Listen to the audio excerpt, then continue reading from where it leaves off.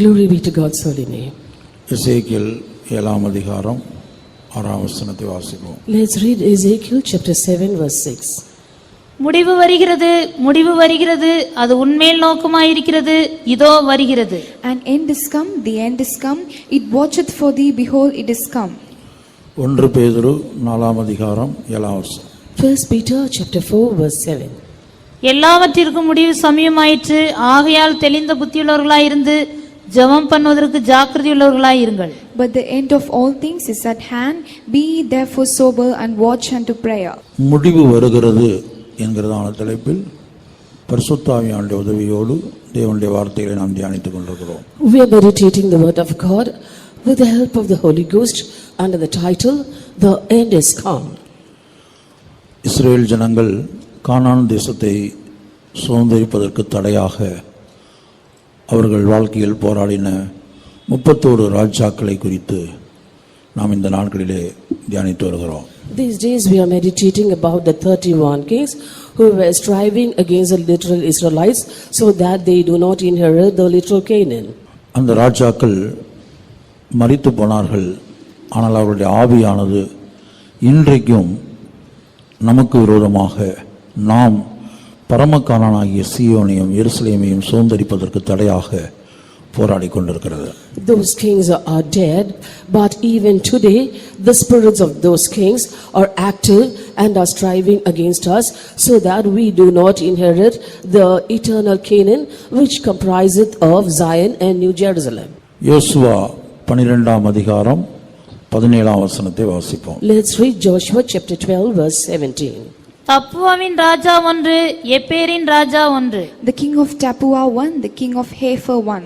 18வது ராஜா எப்பேரின் ராஜாவா இருக்கிறான். And the 18th king, the king of Hepher. கர்த்தருடைய பரிசுத்த நாமத்திற்கு மகிமை உண்டாகட்டும். Glory be to God's holy name. எப்பேர் என்கிறதான வார்த்தைக்கு முதல் அர்த்தம் வெட்கம் என்பதாகும். The first meaning for the term Hepher is shame. இரண்டாவது அர்த்தம் a digger என்று கொடுக்கப்பட்டிருக்கிறது. And the second meaning given to it is a digger. கர்த்தருடைய பரிசுத்த நாமத்துக்கு மகிமை உண்டாகட்டும். Glory be to God's holy name. முதலாவது வெட்கத்தை இவன் நம்முடைய ஜீவியத்திலே கொண்டு வருகிறான். First, he brings shame in our life.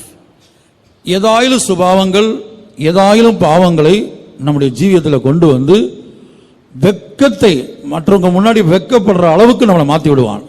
He brings in some kind of nature or some kind of sin in our lives so that we bow down our head in shame before others. எப்படி எல்லாம் நம்முடைய வாழ்க்கையில வெட்கத்தை கொண்டு வருகிறான் அல்லது எப்போது நம்முடைய வாழ்க்கையில இவன் மூலமாய் வெட்கம் கொண்டு வரப்படுகிறது என்று சில காரியங்களை நான் சொல்ல விரும்புகிறேன். By what means does he bring shame in our life? I am going to tell about that. 2 கொரிந்தியர் 4ஆம் அதிகாரம் 2ஆம் வசனத்தை வாசிக்கும்போது When we read 2 Corinthians chapter 4 verse 2, அங்கே அந்தரங்க காரியங்கள் ஒரு மனிதனுடைய வாழ்க்கையில அந்தரங்க காரியங்களை கொண்டு வருவது நிமித்தமாக வெட்கம் உண்டாகிறது. and in the life of a person he brings the secret things out and thereby he is put to shame. வெட்கமான அந்தரங்க காரியங்களை நாங்கள் வெறுத்து போதும். But have renounced the hidden things of dishonesty. வெட்கமான அந்தரங்க காரியங்களை Hidden things of dishonesty. இந்த எப்பேரின் ராஜா என்ன செய்கிறான்?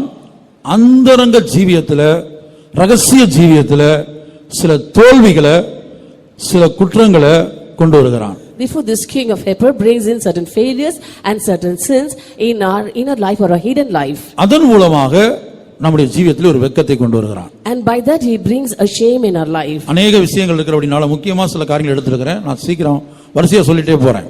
There are many matters to be covered, so I am giving a short description of everything. இரண்டாவது அவன் என்ன செய்வான்னு சொன்னால் தேவனுடைய வார்த்தையை குறித்து தேவ சமூகத்துக்கு வந்தால் தேவனை துதிக்கிற விஷயத்துல நம்மளை வெட்கப்பட வைப்பான். And second, when we come to God's presence, he will make us feel shy when we praise the Lord. சிலர் பாருங்க நல்ல சத்தம் போட்டு ஸ்தோத்திரம் பண்ண மாட்டாங்க, வெட்கப்படுவாங்க. Certain people won't raise up their voice to praise the Lord, for they will feel shy. சத்தம் போட்டு ஆவியில நிறைய மாட்டாங்க, வெட்கப்படுவாங்க. They won't raise up their voice when they get filled in the spirit, for they feel shy. சபையில எழும்பி சத்தமா தேவனுடைய நாமம் தேவன் செய்த நன்மைகளை சாட்சி சொல்ல மாட்டாங்க, வெட்கப்படுவாங்க. They won't boldly come in to the front row, testify the name of the Lord, for they feel shy. அதுக்கடுத்து தான் ஒரு பெந்தோகஸ்தே விசுவாசி என்று சொல்லிக் கொள்றதுக்கு வெட்கப்படுவாங்க. And next they feel shy to reveal themselves as Pentecostal believers. இப்படி தேவன் சம்பந்தப்பட்ட காரியங்கள், அவரை துதிக்கிறது, அவரை பாடுவது, அவர் ஆவியில் நிறைவது, அடுத்து என்ன செய்வது, சாட்சி சொல்லுவது, நான் ஒரு தேவனுடைய பிள்ளை, நான் ஒரு பெந்தோகஸ்தேக்காரன் என்று சொல்லிக் கொள்வது, இப்படிப்பட்ட காரியங்கள்ல வெட்கப்பட வைப்பான். In this way, in things concerning to God, that is praising the Lord, singing, getting filled in the Spirit, coming and testifying in the church, or to declare to everyone they are Pentecostal believers, he will make them feel shy. லூக்கா 9ஆம் அதிகாரம் 26ஆம் வசனத்துல இயேசு அதை சொல்லுகிறார். Jesus says that in Luke chapter 9 verse 26. என்ன குறித்து நீ வெட்கப்படுகிறாயா? Are you feeling ashamed of me? என் பேரை சொல்றதுக்கு வெட்கப்படுகிறாயா? Are you feeling ashamed to call out my name? என்ன குறித்து அவளை எல்லாமே அடங்கி இருக்கு. என் பேரை சொல்றதுக்கு நீ வெட்கப்படுறியா? இல்ல என்னை துதிக்கிறதுல வெட்கப்படுறியா? என்னை உயர்த்தி பாடுறதுல வெட்கப்படுறியா? இல்ல ஆவிக்குள்ளாய் மாறுவதில் வெட்கப்படுறியா? நான் செய்த நன்மைகளை சாட்சியா சொல்றதுல வெட்கப்படுறியா? Are you feeling shy to call out my name? Are you feeling shy to sing songs praising me? Are you feeling shy to get filled in the Spirit? Or are you feeling shy to call yourself a child of God and a Pentecostal believer? என்னை குறித்துங்கிற வார்த்தை எல்லாமே அடங்கி விட்டது. When it is written about me, everything comes inside that. Luca 9:26. Luke chapter 9 verse 26. என்னை குறித்தும் என் வார்த்தைகளை குறித்தும் எவன் வெட்கப்படுகிறானோ அவனை குறித்து மனுஷகுமாரனும் தம்முடைய மகிமையோடும் பிதாவின் மகிமையோடும் பரிசுத்த தூதர்களின் மகிமையோடும் வரும்போது வெட்கப்படுவார். For whosoever shall be ashamed of me and of my words, of him shall the Son of Man be ashamed when he shall come in his own glory and in his Father's and of the holy angels. பாருங்க, சிலர் அறிக்கை பண்ண வெட்கப்படுவாங்க. Certain people will feel shy to confess. கர்த்தர் எதையோ நன்மைகளை செஞ்சிருப்பாரு, வந்து சாட்சி சொல்றதுக்கு வெட்கப்படுவாங்க. The Lord would have done numerous goodness in their life, but they will feel shy to come and testify that. கர்த்தரை துதித்து மகிமைப்படுத்துன்னு சொன்னா நல்ல சத்தம் போட்டு தேவனை மகிமைப்படுத்த ஸ்தோத்திரம் பண்ண வெட்கப்படுவாங்க. And when we ask them to glorify the name of the Lord, they will feel shy to raise up their voice to praise the Lord. ஆவியின் கூட்டத்துல ஆவியினால் நிறைந்து களிகூர வெட்கப்படுவாங்க. And in the waiting meetings, they will feel shy to get filled in the Spirit and rejoice in the Spirit. கர்த்தருடைய பரிசுத்த நாமத்துக்கு மகிமை உண்டாகட்டும். Glory be to God's holy name. இப்படி ஒரு பெந்தகோஸ்தேக்காரங்கள் என்று தங்களை சொல்லிக் கொள்வதற்கு, அந்த அடையாளத்தை காண்பித்துக் கொள்வதற்கு வெட்கப்படுவாங்க. And in this way, certain people also feel shy to tell the others that they are Pentecostals, and also do not like to reveal their identity as a Pentecostal believer. இப்ப என்னை குறித்தும் என் வார்த்தைகளை குறித்தும் எவன் வெட்கப்படுகிறானோ, நான் வரும்போது, பிதாவின் மகிமையோடு நான் வரும்போது, நான் என்ன செய்வேன், அவங்களை குறித்து வெட்கப்படுவேன். Whosoever shall be ashamed of me and of my words, of whom shall the Son of Man be ashamed, when he shall come in his own glory and in his Father's and of the holy angels. அதோட அர்த்தம் என்னன்னு சொன்னால், அவங்க வருகையில் எடுத்துக்கொள்ளப்பட முடியாது. That means they won't be caught up in the secret coming. கர்த்தருடைய பரிசுத்த நாமத்துக்கு மகிமை உண்டாகட்டும். Glory be to God's holy name. அப்ப இந்த எப்பேரின் ராஜா தான் இப்படிப்பட்ட ஒரு வெட்கத்தை நமக்குள்ள கொண்டு வருகிறான். Therefore this king of Epher brings in such kind of shame. நம்ம ஆராதனைக்கு வந்தா கூட அந்த ஆராதனையை நல்லா அனுபவிக்க மாட்டோம். Even though we come to the service to worship the Lord, we won't be fully enjoying it. வெட்கத்தோட வாயை மூடிட்டு இருப்போம். With shyness, we will be shutting up our mouth. கர்த்தருடைய பரிசுத்த நாமத்துக்கு மகிமை உண்டாகட்டும். Glory be to God's holy name. அடுத்தபடியாக நடத்திப்புக்கு விரோதமாய் பேசும்போது, Next, when we speak against the leadership, பரிசுத்தவான்களுக்கு விரோதமாய் பேசும்போது when we speak against the saints, வெட்கம் உண்டாகும். we have to have a shyness. என்னாகமம் 12ஆம் அதிகாரம் 14ஆம் வசனம். Numbers chapter 12 verse 14. கர்த்தர் மோசேயை நோக்கி, அவள் தகப்பன் அவள் முகத்திலே காரி துப்பினதுண்டானால் அவள் 7 நாள் வெட்கப்பட வேண்டாமோ, அதுபோலவே அவள் 7 நாள் பாளையத்துக்கு புறம்பே விலக்கப்பட்டிருந்து பின்பு சேர்த்து கொள்ளப்பட கடவள் என்றார். And the Lord said unto Moses, if her father had but spit in her face, should she not be ashamed 7 days? Let her be shut out from the camp 7 days, and after that let her be received in again. கர்த்தர் இங்க ஒரு வெட்கத்தை குறித்து பேசுறார். கர்த்தர் சொல்ற வெட்கம் இது. Here the Lord speaks about a shame. இந்த வெட்கத்தை கொண்டு வந்தவன் யார்? மிரியாமுக்குள்ள. Who brought in the shame in Miriam? இந்த எப்பேரின் ராஜாவின் ஆவி.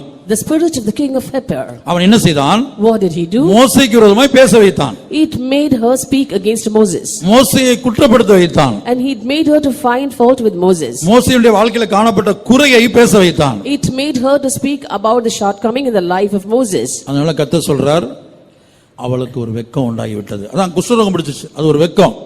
That is why the Lord says, that is why she has been afflicted with leprosy. That is a kind of shame for her. அப்ப எப்பேரின் ராஜா நமக்குள்ள இருந்தான் என்று சொன்னால், உயிரோடு இருந்தால் பரிசுத்தவான்களுக்கு விரோதமாக, அவங்களுடைய நடத்திப்புக்கு விரோதமாக, அவங்களுடைய ஆலோசனைகளுக்கு விரோதமாக, அல்லது அவங்களுடைய ஜீவியத்துக்கு விரோதமாக நம்மை பேச வைப்பான். Therefore, the king of Epir is alive in our lives. He will make us to speak against the saints, against the leading of the saints, against the counsel given by the saints, and against the life of the saints. அப்படி ஒரு வெட்கத்தை நம்முடைய வாழ்க்கையில அவன் கொண்டு வந்துருவான். He will bring such a shame in our life. அடுத்தபடியாக 1 பேதுரு 4:16 Next, 1 Peter chapter 4 verse 16. ஒருவன் கிறிஸ்தவனாய் இருப்பதினால் பாடுபட்டால் வெட்கப்படாமல் இருந்து அது நிமித்தம் தேவனை மகிமைப்படுத்த கடவன். Yet if any man suffer as a Christian, let him not be ashamed, but let him glorify God in his behalf.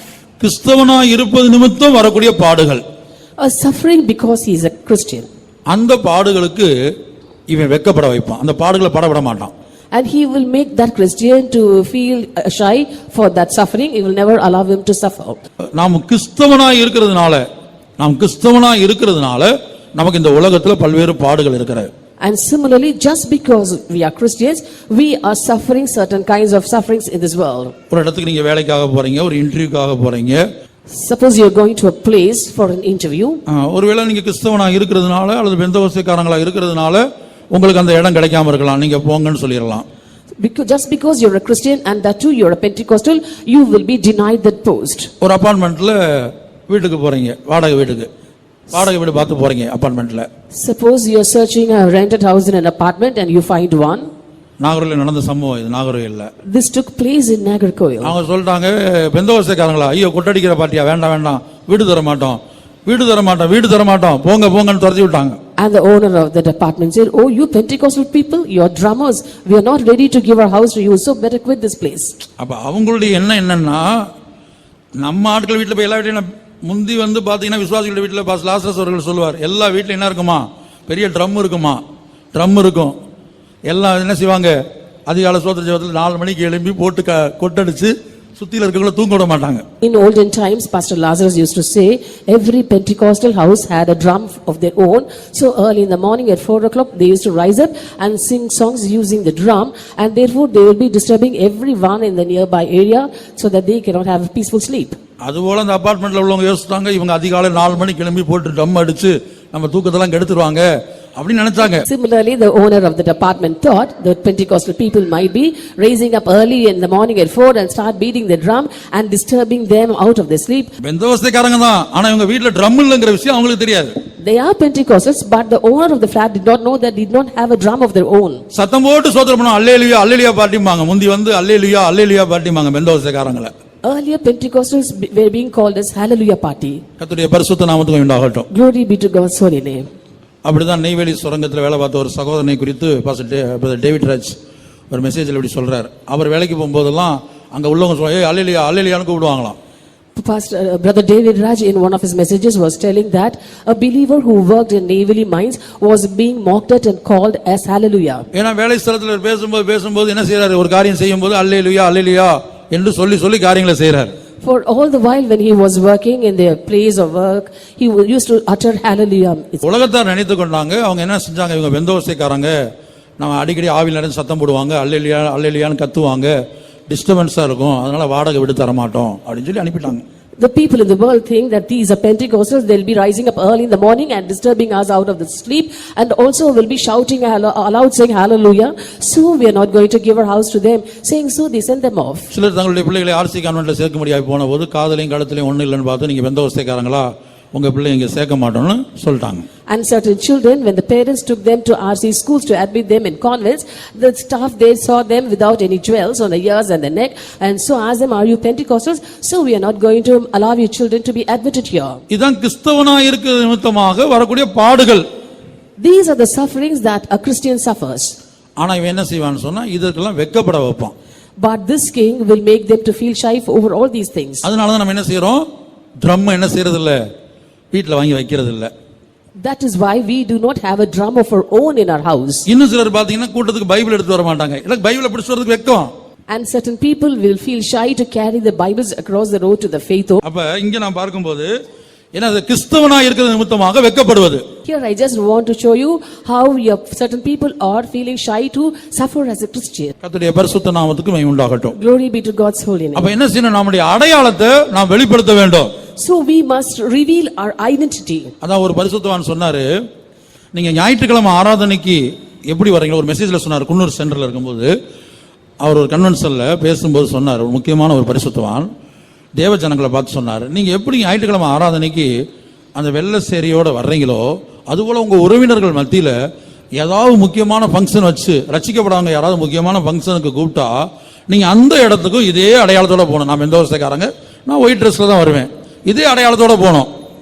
That is why an important saint in a Kunur center convention message, he said, as you come dressed in white sarees for Sunday morning worship, that same dress you must be willing to be present in the wedding of a relative's house who might be unsaved.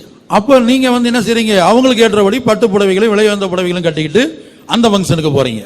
And there, to suit their taste, you go clad in costly array and silk sarees. ஏனென்றால் வெண் வஸ்திரத்தோட அங்க போக வெட்கம். இன்றைக்கும் கூட நமக்கு ஆராதனைக்கு வெண் வஸ்திரத்தோட வர்றதுக்கு சிலருக்கு வெட்கம். For you feel shy to go in white dress there. Even today, certain people feel shy to come to the worship in white. கர்த்தருடைய பரிசுத்த நாமத்துக்கு மகிமை உண்டாகட்டும். Glory be to God's holy name. அடுத்தபடியாக நாம் பார்க்கும்போது எஸ்ரா 9 அதிகாரம் 6 வசனம். Next, turn to Ezra chapter 9 verse 6. நம்முடைய ஜீவியத்தில் அக்கிரமங்கள் வரும்போது, பாவங்கள் வரும்போது, குற்றங்கள் வரும்போது தேவ சமூகத்துல தேவனுக்கு முன்பாக நம்ம வெட்கப்பட வேண்டிய சூழ்நிலை உண்டாகும். In our lives, when there are iniquities and sins and abominations, we feel shy to be in God's presence. அப்ப இந்த எப்பேரின் ராஜா நம்முடைய ஜீவியத்தில் அக்கிரமத்தையும் பல்வேறு அக்கிரமங்களையும் குற்றங்களையும் கொண்டு வந்து கர்த்தருடைய சமூகத்தில் நம்ம வெட்கப்பட வைத்து விடுவான். This king of Hepher will bring in different kinds of iniquities and sins in our life and make us feel shy in God's presence. Ezra 9:6. Ezra 9:6. என் தேவனே, நான் என் முகத்தை என் தேவனாகிய உமக்கு முன்பாக ஏறெடுக்க வெட்கி கலங்குகிறேன். எங்கள் அக்கிரமங்கள் எங்கள் தலைக்கு மேலாக பெருகிற்று, எங்கள் குற்றம் வானபரியந்தம் வளர்ந்து போயிற்று. And said, O my God, I am ashamed and blush to lift up my face to thee, my God, for our iniquities are increased over our head, and our trespasses is grown up unto the heavens. பாருங்க, அக்கிரமங்கள் வந்தாச்சு, ஜீவியத்தில் அக்கிரமங்கள் குற்றங்கள் வந்தாச்சுன்னா என்ன ஆயிரும்? கர்த்தருடைய சமூகத்துக்கு வர்றதுக்கு வெட்கப்பட்டு பேசாம இருந்துக்கிறோம். If there are iniquities and trespasses in our life, we feel shy to come to God's presence and therefore we stay back at home. சில வேளை பிள்ளைகள் ஏதாவது வாழ்க்கையில் ஏதாவது அக்கிரமம் வந்திருக்கும், ஏதாவது ஒரு பிள்ளை அக்கிரமம் பண்ணிருக்கும், ஒரு குற்றம் பண்ணிருக்கும், ஆனா ஒரு குடும்பமே கூட்டத்துக்கு வர்றதுக்கு வெட்கப்படும். At times a child in the family would have committed a sin or a trespass, so the entire family will feel shy to come to the meetings and stay back at home. அப்ப தேவ சமூகத்துல நிக்கிறதுக்கு ஒரு வெட்கத்தை இவன் நம்முடைய வாழ்க்கையில கொண்டு வந்து விடுவான். Therefore he brings a kind of shyness in our lives so that we hesitate to stand in God's presence. அடுத்தபடியாக வரிசையாக சில காரியங்களை நான் சொல்லுகிறேன். Let me tell you certain things in order. இப்ப தேவன் மேல நம்பிக்கை, தேவன் மேல விசுவாசம் வைக்க விடாமல் வைத்து விடுவான். தேவன் மேல நம்பிக்கை இல்லாம பண்ணிடுவான். And he will never allow us to have a hope on God. தேவன் மேல விசுவாசம் இல்லாமல் பண்ணி விடுவான். He will never allow us to have faith in God. அப்ப நம்முடைய ஜீவிதத்துல வெட்கம் உண்டாகும். And then there will be a shame in our lives. ஏனென்றால் வேதம் சொல்லுகிறது தேவன் மேல நம்பிக்கையா இருக்கிறவன் வெட்கப்பட்டு போறது இல்ல. For the scripture says those who have their hope in God will not be put to shame. தேவன் மேல விசுவாசமா இருக்கிறவன் வெட்கப்பட்டு போவதில்லை. Those who have their faith in God will not be put to shame. வரிசையா விளங்கிக் கொள்ளுங்க. தேவன் மேல நம்பிக்கை வைத்தா அவன் வெட்கப்பட்டு போறதில்லை. Just have it in order. If you have your hope in God, you won't be put to shame. தேவன் மேல விசுவாசம் வச்சா அவன் வெட்கப்பட்டு போறதில்லை. If you have your faith in God, you won't be put to shame. அப்ப இவன் என்ன செய்வான்? தேவன் மேல நம்பிக்கை வைக்காத அளவுக்கு நம்மள மாற்றி விடுவான். அப்பதானே வெட்கம் வரும். He will change us so that we do not have our hope in God. Only then can we be having shame in us. தேவன் மேல உள்ள விசுவாசத்தை எடுத்து போடுவான். He'll remove the faith that we have in God. அப்ப நம்ம வெட்கப்பட்டுருவோம். And then we'll be put to shame. இந்த உலகத்துல நம்ம எல்லா காரியத்திலும் வெட்கப்பட வேண்டிய சூழ்நிலை வரும். And we will have to face shame in all aspects in this world. அடுத்து தேவனை நோக்கி பார்க்கறவங்க வெட்கப்படுறது இல்ல. And then it is written, those who look upon the Lord shall not be put to shame. அப்ப இவன் என்ன செய்வான்?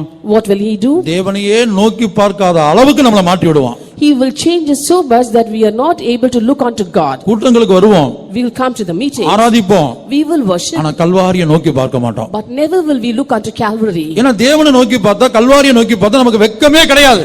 For if we look unto God and unto Calvary, there won't be any shame in us. வெட்கம் உண்டாகிற எந்த ஜீவியமோ எந்த காரியமோ எந்த பாவமும் நம்முடைய வாழ்க்கையில வராது.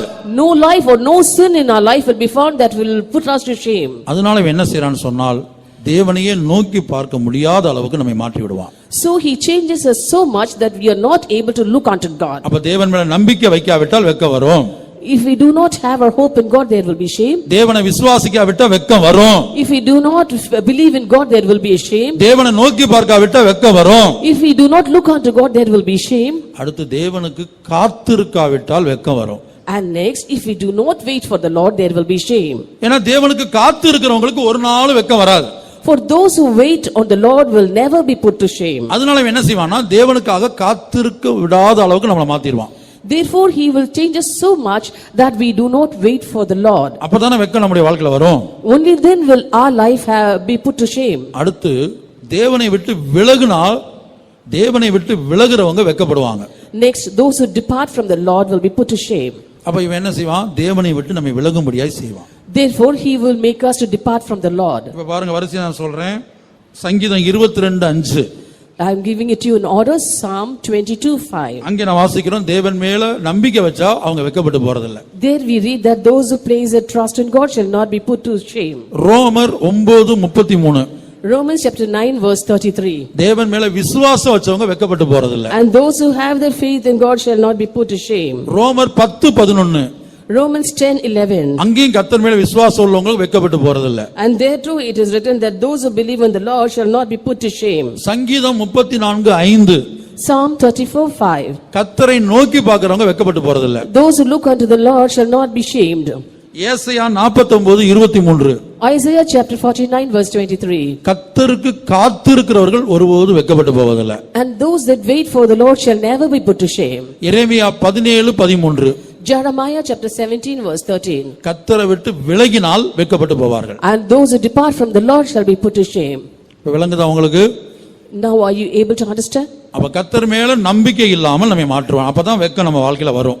And he will change us so much that we do not have a hope in God.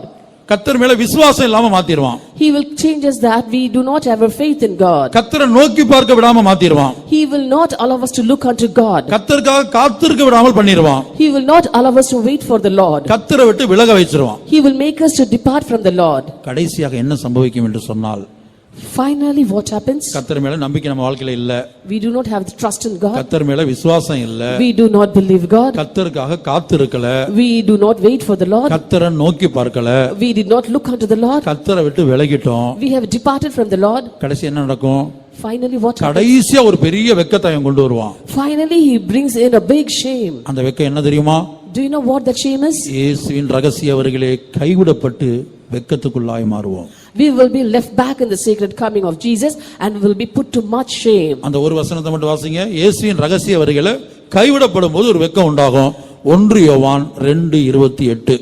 1 John chapter 2 verse 28 it is written, if we are being left behind in the secret coming of the Lord, we shall be put to shame. இப்படி இருக்க பிள்ளைகளே, அவர் வெளிப்படும்போது நாம் அவர் வருகையில் அவருக்கு முன்பாக வெட்கப்பட்டு போகாமல் தைரியமுள்ளவர்களாய் இருக்கும்படிக்கு அவரில் நிலைத்திருங்கள். And now little children, abide in him, that when he shall appear we may have confidence and not be ashamed before him at his coming. இயேசு வரும்போது அவருக்கு முன்பாக வெட்கப்பட்டு போக கூடாது. When Jesus appears, we should not be ashamed before him. எப்படி வெட்கம் வரும்? How will that shame come? வருகையில கைவிடப்பட்ட வெட்கம் தான். If we are left behind in the coming, that is a shame. அப்ப கடந்த நான் வரிசையா சொன்ன இந்த வெட்கம் எல்லாம் நம்முடைய ஜீவிதத்துல இருக்குமானால் I listed out the types of shames. If all these are found in our life, கடைசி வெட்கம் நம்முடைய வாழ்க்கையில சம்பவிக்கும். the final shame also will happen in our lives. இயேசுவின் ரகசிய வருகையிலே கைவிடப்பட்டு போக வேண்டிய சூழ்நிலை உண்டாகும். A situation will arise whereby we are being left behind in the secret coming. ஆனால் தேவன் அதை விரும்பவில்லை. But God does not like it. இந்த ராஜாவுக்கு ஒரு முடிவு உண்டாக்க தேவன் விரும்புகிறார். The Lord desires to bring in an end to this. முடிவு வருகிறது. An end is come. முடிவு வருகிறது. The end is come. இந்த எப்பேரின் ராஜாவுக்கு ஒரு முடிவு வருகிறது. An end is come to this king of Hepher. நம்முடைய ஜீவிதத்திலே எப்படிப்பட்டதான வெட்கத்தை அவன் கொண்டு வருகிறானோ, As what sort of shame he brings in our lives.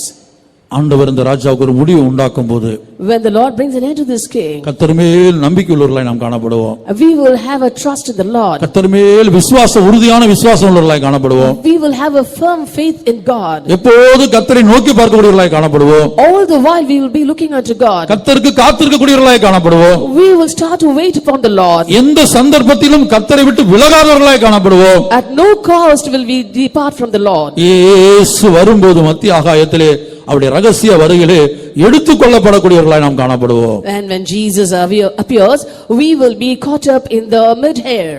எப்பேரின் ராஜாவுக்கு முடிவுண்டானால் மாத்திரமே இது சாத்தியம். These are possible only if an end is brought to the king of Epher.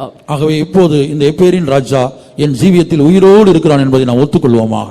Therefore now let us acknowledge that this king of Epher is alive in our lives. வெட்கம் உண்டாக்கக்கூடிய எத்தனையோ காரியங்கள் ஜீவியத்தில் இருக்கிறது ஆண்டவரே என்று சொல்வோமாக. Let us tell, oh Lord, there are so many things in my life that brings a shame to me. உம்மை துதிக்க நான் வெட்கப்பட்டேன். Lord, I felt shy to praise you. உம்முடைய நாமத்தை உயர்த்த நான் வெட்கப்பட்டேன். I felt shy to lift up your name. ஒரு சபையில ஒரு கன்வென்ஷன்ல எழும்பி நீர் செய்த நன்மைகளை, நீர் கொடுத்த ஜெயத்தை, நீர் கொடுத்த சுகத்தை சொல்ல வெட்கப்பட்டேன். I felt shy to stand up in the convention and to testify about the goodness that you have done to me and how you have delivered me and how you have healed me. ஆவிக்குள்ளாய் மாற்றப்பட்டு அந்நிய பாஷைகளை பேச நான் வெட்கப்பட்டேன். I felt shy to get filled in the spirit and speak in diverse tongues. கர்த்தருடைய பரிசுத்த நாமத்துக்கு மகிமை உண்டாகட்டும். Glory be to God's holy name. கிறிஸ்துவின் நிமித்தம் அவருடைய பாடுகளை அனுபவிக்க வெட்கப்பட்டேன். And I felt shy to suffer for the sake of Christ. நடத்தி விரோதமாய் பரிசுத்தவான்களுக்கு விரோதமாய் பல சந்தர்ப்பத்தில் நான் பேசினேன், அது நிமித்தமாய் வெட்கப்பட்டேன். And in many instances I have spoken against the saints and the leading, and thereby I was put to shame. அந்த வெட்கம் என்னுடைய வாழ்க்கையில உண்டு ஆண்டவரே. Lord, all these shames are found in my life. இப்படிப்பட்ட பல வெட்கங்கள் என் ஜீவிதத்தில் இருக்க காண்கிறேன் ஆண்டவரே. Lord, now I find so many shames of that sort in my இந்த life. எப்பேரின் ராஜாவுக்கு ஒரு முடிவு உண்டாக்க மாட்டீரோ? Won't you bring an end to this king of Epher? இந்த வருடத்துக்கு ஒரு முடிவு உண்டாக்குகிறவரே. Oh, the one who is bringing an end to this year. இந்த கூட்டங்களுக்கு ஒரு முடிவு உண்டாக்குகிறவரே. The one who is bringing an end to these meetings. அதுபோல என் ஜீவியத்திலே காணப்படுகிற எப்பேரின் ராஜாவுக்கு என் ஜீவியத்திலே வெட்கத்தை கொண்டு வருகிற, வெட்கம் உண்டாக்குகிற காரியங்களை கொண்டு வருகிற இந்த ராஜாவுக்கு ஒரு முடிவு உண்டாக்க மாட்டீரோ? Likewise, won't you bring an end to this king of Epher, which brings shame in my life? அடுத்தபடியாக எப்பேர் என்றால் இரண்டாவது அர்த்தம் a digger. The second meaning for the term Epher is a digger. அதாவது தோண்டக்கூடியவர்கள், தோண்டி எடுக்கக்கூடியவர்கள். That is persons who dig.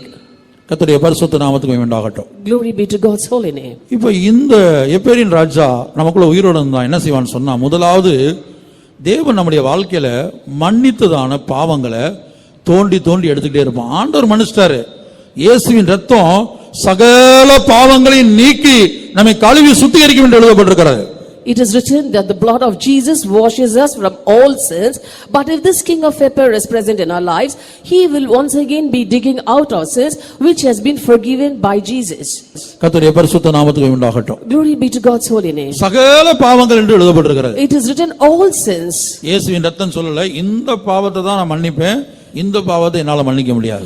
The blood of Jesus doesn't say I can forgive these sins, but I cannot forgive those sins. இப்ப சில ஹாஸ்பிடலுக்கு நீங்க ஒரு வியாதியஸ்தரை கொண்டு போனா இங்க சுகமாக்க முடியாது, அங்க அப்பல்லோக்கு எடுத்துட்டு போங்கன்னு சொல்லிடுவாங்க. And when you take certain people, sick people to certain hospitals, they say we cannot treat such diseases, so better take them to Apollo. Apollo ஹாஸ்பிடலுக்கு போயிட்டீங்க, You've gone to Apollo. அவங்க ஒரு மாசம் வச்சு பார்த்துட்டு இங்க குணமாக்க முடியாது, அமெரிக்காவுல உள்ள புரூக்ளின் கொண்டு வாங்கம்பாங்க. And then after having them for over a month there, they'll say we are not able to treat that person here, so better carry them to Brooklyn in America. அதுபோல இயேசுவின் ரத்தம் சொல்லாது. But the blood of Jesus doesn't say so. அது பாவமா இருந்தாலும் வியாதியா இருந்தாலும் எதுவா இருந்தாலும் என்னால இதை செய்ய முடியாது, என்னால இதை மன்னிக்க முடியாது, என்னால இதை குணமாக்க முடியாது என்று இயேசுவின் ரத்தம் ஒருபோதும் சொல்லாது. It may be a sin or a sickness, but never will the blood of Jesus say, I'm not able to do anything with that, I'm not able to heal that, or I'm not able to deliver them. இயேசுவின் ரத்தத்தினால் மன்னிக்கப்பட முடியாத பாவங்களே இல்லை. There are no sins that cannot be forgiven by the blood of Jesus. இயேசுவின் ரத்தத்தினால் கழுவி சுத்திகரிக்கப்பட முடியாத பாவங்களே இல்லை. There are no sins that cannot be washed and cleansed by the blood of Jesus. ஆனா சிலருடைய வாழ்க்கையில என்ன செய்றான்? But what does he do in the life of certain? அவங்க வாழ்க்கையில வந்து ஏதாவது ஒரு பெரிய பாவத்தை தோண்டி எடுத்து இந்த பாவத்தை ஆண்டவர் மன்னிக்கவே இல்லை, இந்த பாவத்தை ஆண்டவர் மன்னிக்கவே இல்லை என்று அவங்க ஜெபத்தில் இருக்கும்போது சில வருஷங்களுக்கு முன்பாக நடந்த காரியம், சில வேளை ரட்சிக்கப்படுறதுக்கு முன்னாடி நடந்திருக்கும், இல்ல ரட்சிக்கப்பட்ட பிற்பாடு வந்திருக்கும், எதுவோ அந்த காரியத்தை அப்படியே தோண்டி எடுத்து இந்த காரியத்தை இன்னும் ஆண்டவர் உனக்கு மன்னிக்கவே இல்லைன்னு சொல்லுவான்.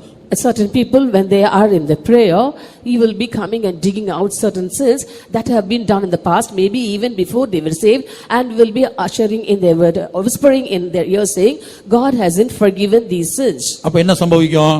What will happen then? அப்படியே நல்லா ஜெபிச்சிட்டு இருக்கவங்க அப்படியே டவுன் ஆகி உட்கார்ந்துருவாங்க கீழே. They will be praying well, but suddenly, all of a sudden, they will be weary and discouraged and sit down. அதுக்கப்புறம் உங்களுக்கு ஜெபம் வராது, ஸ்தோத்திரம் வராது, பாட்டு வராது, ஆவி நிறைவு வராது, நம்பிக்கை இழந்துருவாங்க. After that, they will not be able to pray or praise the Lord, or they will not be able to sing or get filled in the Spirit, and they will lose hope. கொஞ்ச நாள்ல ஆராதனைக்கு வர்றதையும் விட்டுருவாங்க. And in a short time, they will stop coming to the worship. அதான் அவங்களுக்கு பேர் பின்மாற்றக்காரர்கள். And so they will be branded as backsliders. ஏன் அவங்க பின்மாற்றக்காரர்கள் என்கிற ஒரு கூட்டம் உருவாக காரணம் என்ன? What is the reason for a group of backsliders to be formed? A digger என்ற அந்த சுபாவம் இந்த ராஜாவினுடைய வேலைதான். அவங்களுடைய வாழ்க்கையில ஏதோ ஒரு பாவத்தை தோண்டி எடுத்து உன்னை ஆண்டவர் மன்னிக்க மாட்டார், உன்னை இயேசுவின் ரத்தம் உன்னை கழுவாதால் ஆண்டவர் மன்னிக்கவே மாட்டார், உனக்கு மீட்பே இல்லை என்று அவங்கள்ட்ட சொல்லிடுவான். That is the nature of a digger. That is the work of this King Hepper. He comes and tells you that digging out some sin in your life, saying these sins are still retained in your life, for the Lord Jesus will never forgive it, and he hasn't forgiven it. மனசாட்சியிலே ஏதாயிலும் ஒரு பாவம் உங்களை வாதித்துக் கொண்டே இருந்தால், suppose some sin is being pricking your heart, ஏதாயிலும் கடந்த காலத்திலே வந்த பாவம் உங்களுடைய நினைவிலே வருமானால், if some sins committed by you in the past now comes to your memory, நன்றாய் விளங்கிக் கொள்ளுங்க, அந்த குறிக்கப்பட்ட பாவம் சரியாய் மன்னிக்கப்படவில்லை, சரியாய் கழுவி சுத்திகரிக்கப்படவில்லை. rightly understand that that particular sin hasn't been forgiven properly, and it hasn't been completely washed and sanctified. இந்த எப்பேரின் ராஜா தோண்டி அதை வெளியில எடுத்து கொண்டு இருக்கிறான். This king of Hepper is digging it out. அப்ப நாம என்ன செய்ய வேண்டும்? What should we do then? உடனே இயேசுவின் இரத்தத்தை தேட வேண்டும், நாட வேண்டும். Immediately we must seek and search the blood of Jesus. ஏன்னா மனசாட்சியிலே காணப்படுகிற வாதையை இந்த இயேசுவின் இரத்தம் தான் கழுவி சுத்திகரிக்கக்கூடியதா இருக்கிறது. For when there is a compunction, only this blood of Jesus is able to wash and cleanse it. எபிரேயர்ல வாசிங்க 9ஆம் அதிகாரத்துல நித்திய ஆவியினாலே தம்மை தாமே பழுதற்ற பலியாய் ஒப்புக்கொடுத்த இயேசுவின் இரத்தம் 9:14. In Hebrews chapter 9 verse 14, we read about the power and the blood of Jesus. நித்திய ஆவினாலே தம்மை தாமே பழுதற்ற பலியாக தேவனுக்கு ஒப்பு கொடுத்த கிறிஸ்துனுடைய ரத்தம் ஜீவனுள்ள தேவனுக்கு ஊழியம் செய்வதற்கு உங்கள் மனசாட்சியை செத்த கிரியைகளற சுத்திகரிப்பது எவ்வளவு நிச்சயம். How much more shall the blood of Christ, who through the eternal Spirit offered himself without spot to God, purge your conscience from dead works to serve the living God. ஆகவே எந்த பாவனுடைய ஞாபகத்தில் வருகிறதோ உடனே விளங்கிக் கொள்ள வேண்டும், இது சரியாய் மன்னிக்கப்படவில்லை, சரியாய் கழுவி சுத்திகரிக்கப்படவில்லை. உடனே இயேசுவின் இரத்தத்தினால, ஆண்டவரே இயேசுவின் இரத்தத்தினால இந்த பாவத்தை மன்னித்து கழுவி சுத்திகரிக்கணுமே, என் நினைவிலே இது வரக்கூடாது. ஏன்னா ஆண்டவர் மறந்துட்டார், ஒரு காரியத்தை மன்னிச்சாருன்னா அதை மறந்துட்டார். Therefore, if a sin suddenly comes into your memory, you must rightly understand that it hasn't been washed and sanctified properly, and it hasn't been forgiven properly. So immediately you have to seek the blood of Jesus and say, Lord, by this blood you have to sanctify me and also forgive my sins. And then you must say that it mustn't come in my memory at all, for Jesus, after he has forgiven his sins, he has also forgotten it. டிக்கர் என்பதுடைய முதல் அனுபவம் நம்முடைய வாழ்க்கையில காணப்படக்கூடிய ஏதாயிலும் கடந்த கால பாவங்களை அவன் தோண்டக்கூடியவனா இருப்பான். Therefore, the first experience of a digger, it will be digging out the sins found in our life. இரண்டாவது அனுபவம் இருக்கிறது. There is a second experience too. இது நம்முடைய வாழ்க்கையில பாவத்தை தோன்றது இல்ல, அடுத்தவங்களுடைய பாவத்தை தோன்றது. அடுத்தவங்க வாழ்க்கையில ஏதாவது ஒரு காரியம் நடந்திருக்கும், 10 வருஷத்துக்கு முன்னாடி அவங்க தப்பு பண்ணிருப்பாங்க, அதை என்ன செய்வாங்க, இவங்க பார்த்திருப்பாங்க. கடைசி என்ன செஞ்சிருப்பாங்க, தப்பு பண்ணவங்க அன்றைக்கு ராத்திரி எல்லாம் ஆண்டவருடைய பாதத்துல விழுந்து உபவாசம் எடுத்து கண்ணீர் விட்டு கதறின போது ஆண்டவர் அவங்களை மன்னிச்சு மறந்துருப்பாரு. ஆண்டவரும் மறந்துட்டாரு, தப்பு பண்ணவங்களும் மறந்துட்டாங்க.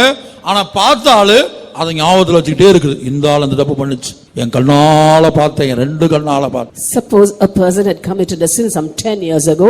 Say that same night he would have gone on his knees and wept bitterly and had apologized to the Lord and asked pardon of him, saying, Lord, I have committed such a grave mistake. And the Lord also would have been gracious enough to forgive and forget his sins. But the other person who had been watching all these, even though it was 10 years since he has seen it, it will be still fresh in his memory and will be always bragging about that, saying, I have seen this by my own eyes. ஒரு எக்ஸாம்பிளுக்காக சொல்றேன். இப்ப நான் மோசேயுடைய சம்பவத்தை எடுத்துக்கொள்ளுங்களேன். மோசே ஒருத்தனை கொலை செஞ்சான், அதை ஒருத்தன் பார்த்தான். அடுத்த நாள் என்ன செஞ்சான், தோண்டி எடுக்கிறான். பாருங்க, நீ அன்னைக்கு அவனை கொன்னது போல என்னை கொல்லலான்னு பாக்குறியா, அதான் தோண்டி எடுக்கிறான்.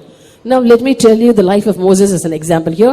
Moses killed a person one day, and we can see another person was digging it out and telling Moses, "Oh, I saw you kill another person the other day." கர்த்தருடைய பரிசுத்த நாமம் உண்டாகட்டும். Glory be to God's holy name. அப்ப அதுபோல என்னன்னு சொன்னா இப்ப பாத்தீங்கன்னா ஒருத்தருடைய இதை தோண்டிட்டே இருப்பாங்க.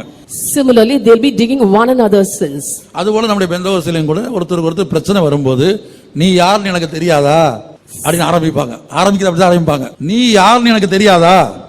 Similarly, here in our Pentecostal faith also, when there is a problem between two people, they will start saying, "I know who you are." அதுக்கு மேல சொல்ல விரும்பல. I do not want to elaborate after that. அது நீங்களே முடிவு பண்ணிக்கங்க. பேசக்கூடியவங்களா இருந்தா நீங்க என்ன பேசுவீங்கங்கறது நீங்களே போட்டு ஃபில் பண்ணிக்கங்க. I leave it to you to decide it. இதெல்லாம் யாருடைய வேலை? Whose work is this? அப்ப விளங்கிக் கொள்ள வேணும். எப்பேரின் ராஜா வந்தாச்சு எப்பேரின் ராஜா வந்தாச்சு. Now you should understand the king of Hepher is come. The king of Hepher is come. தோண்டக்கூடியவன், a digger.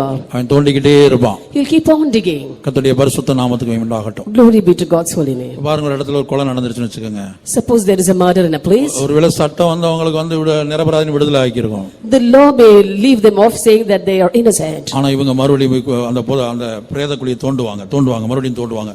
அந்த பிரேதத்தை மறுபடியும் எடுப்பாங்க. அப்புறம் மறுபடியும் ஒரு போஸ்ட்மார்ட்டம் பண்ணுவாங்க. The affected party will want to exhume the body once again and will expecting to go for another postmortem. அதுபோல தேவன் ஒரு மனிதனுடைய பாவத்தை மன்னித்து மறந்துவிட்ட பிற்பாடு நீ அதை போய் தோண்டி கொண்டிருக்காதே. Therefore, after God has forgiven and forgotten the sin of a person, do not go to dig it out. அப்படிதான் என்ன செஞ்சா? இப்ப மிரியாமுடைய வாழ்க்கைக்கு வாங்க. டிக்கர் அவளுக்குள்ள காணப்பட்டுச்சு. மோசே யாருன்னு எனக்கு தெரியாதா? That is what happened in the life of Miriam also. Now let's once again come to her life. She said, "Don't I know what happened in the life of Moses? மோசே யாருன்னு எனக்கு தெரியாதா? Don't I know who Moses is? அவன் மனைவி யாருன்னு தெரியாதா எனக்கு? Don't I know who his wife is? எங்க போய் கல்யாணம் பண்ணிட்டு வந்தான்? Where did he go to get married? Ethiopia தேசத்து ஸ்திரியை கட்டிட்டு வந்திருக்கான். He got married to an Ethiopian woman. அதான் டிக்கர் தோன்றா. மிரியாம் தோன்றா. She was a digger and she was exhuming it out. கர்த்தருடைய அப்ப உடனே தோன்றா. அவளுக்கு என்ன செஞ்சார் ஆண்டவரே? நீ தோன்றியா? நானே அதை பொருட்படுத்தல. நீ பார்க்கிறபடி நீ தோன்றபடி நான் தோண்டல. நீ எதுக்கு தோன்ற? உனக்கு அதிகாரம் கொடுத்தது யார்? The Lord said to Miriam, "Are you digging? I myself didn't take care of it and I haven't dug it out. Who are you to dig it?" கடைசில தோன்ன ஆளுக்கு குஷ்டரோகம் பிடிச்சிருச்சு. Finally, the one who dug it was afflicted with leprosy. தப்பு செஞ்சவளுக்கு குஷ்டரோகம் பிடிக்கல. அதை தோண்டி எடுத்தாங்க பாருங்க, அந்த ஆளுக்கு குஷ்டரோகம் பிடிச்சிருச்சு. The man who committed the sin was not afflicted with leprosy, but the one who dug it out was afflicted with leprosy. நாம் எல்லாரும் கண்களை மூடுவோம். Let's all close our eyes. முழங்கால் படியிட முடிந்தவர்கள் முழங்கால் படியிடுங்கள். Those who can, please come on your knees. இந்த ரெண்டு சம்பவங்களை பாருங்கள். மிரியாம் மோசேயுடைய தவறை தோண்டினாள். Just look at these two instances. First we see that Miriam dug out the mistake of Moses. அது தவறுதான். That was a mistake. ஆனா ஆண்டவர் அதை ஒரு பொருட்படுத்தல. But God did not take சில வேளை ஆண்டவருடைய சமூகத்துல கண்ணீர் விட்டு கதறி இருப்பான். Maybe he would have shed tears and cried aloud in God's presence. தேவன் மன்னித்து இருப்பார். Maybe God would have forgiven that. அதுபோல நீங்க யாருடைய வாழ்க்கையில வந்த குற்றத்தையாவது பாவத்தையாவது நீங்க கண்ணால பார்த்திருக்கலாம், காதால கேட்டிருக்கலாம். Similarly, you would have seen and also heard the sins come in the life of others. அவங்க பாவம் பண்ணதையோ குற்றம் பண்ணதையோ மட்டும் தான் நீங்க பார்த்திருப்பீங்க. You would have seen them commit a sin or a mistake alone. ஆனா அந்தரங்க அறைகளிலே, ரகசிய அறைகளிலே, தேவ சமூகத்துல அவங்க வடித்த கண்ணீரை நீங்க ஒருபோது பார்த்திருக்க மாட்டீங்க. But never would you have seen the tears that they have shed in secret in God's presence. அவங்க கண்ணீரை கண்டு தேவன் என் பிள்ளையே நீ கலங்காதே, நான் உன்னை மன்னித்தேன், இயேசுவின் பரிசுத்த இரத்தத்தினால் கழுவி சுத்திகரித்தேன் என்று கர்த்தர் உங்களுக்கு ஒரு நம்பிக்கை வாக்கை கொடுத்திருப்பார். அதை நீங்க கேட்டிருக்கவே மாட்டீங்க. இந்த டிக்கர், இந்த தோண்டி எடுக்கிறவங்க கேட்டிருக்கவே மாட்டாங்க. The Lord would have given them a word of hope saying, "I have seen your tears and so I have forgiven you and also forgotten you." But the digger wouldn't have seen or heard all those things. மிரியாமுடைய ஜீவியம் ஒரு பாடமாய் மாறட்டும். Let the life of Miriam be a lesson to you. இந்த எப்பேரின் ராஜாவின் அனுபவம் அந்த ஆவி அவளுக்குள்ளே கிரியை செய்தது. The experience of the king of Hepher or the spirit of the king of Hepher was working in her. அவள் என்ன செய்தாள்? What did she do? மோசேயுடைய வாழ்க்கையில வந்து தவறை தோண்டி எடுத்துக் கொண்டிருந்தாள். She was digging out the mistake found in the life of Moses. கர்த்தர் என்ன செய்தார்? What did the Lord do? நீ காண்கிறபடி அல்ல, நீ தோண்டுகிறபடி அல்ல, நான் அவனை காண்பது. I do not look at him the way you look, or I do not do the things that you do, digging up things. என் தாசனாகிய மோசேக்கு விரோதமாய் பேச உனக்கு பயம் இல்லாமல் போனது என்ன? How were you without fear to speak about my servant Moses? என் தாசனாகிய மோசேக்கு விரோதமாய் பேச உனக்கு பயம் இல்லாமல் போனது என்ன? And how did you go without fear to go speak against my servant Moses? குஷ்டரோகம் பிடித்தது அவளுக்கு. And she was afflicted with leprosy.